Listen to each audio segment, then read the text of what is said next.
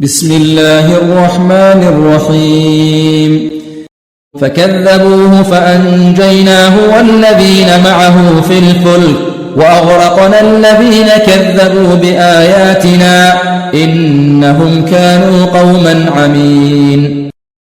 وإلى عاد أخاهم هودا قال يا قوم اعبدوا الله ما لكم من إله غيره أفلا تتقون. قال الملأ الذين كفروا من قومه إنا لنراك في سفاهة وإنا لنظنك من الكاذبين. قال يا قوم ليس بي سفاهة ولكني رسول من رب العالمين أبلغكم رسالات ربي وأنا لكم ناصح أمين. أوعجبتم أن جاءكم ذكر من ربكم على رجل منكم لينذركم واذكروا إذ جعلكم خلفاء من بعد قوم نوح وزادكم في الخلق بسطة فاذكروا آلاء الله لعلكم تفلحون. قالوا أجئتنا لنعبد الله وحده ونذر ما كان يعبد آباؤنا فأتنا بما تعدنا إن كنت من الصادقين.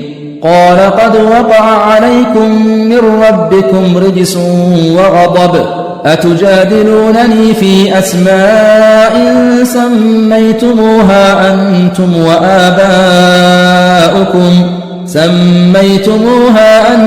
وآباؤكم ما نزل الله بها من سلطان فانتظروا إني معكم من المنتظرين.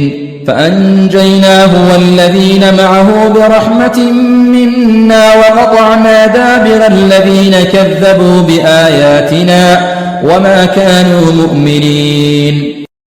وإلى ثمود أخاهم صالحا قال يا قوم اعبدوا الله ما لكم من إله غيره قد جاءتكم بينة من ربكم هذه ناقة الله لكم آية فذروها تأكل في أرض الله ولا تمسوها بسوء فيأخذكم عذاب أليم.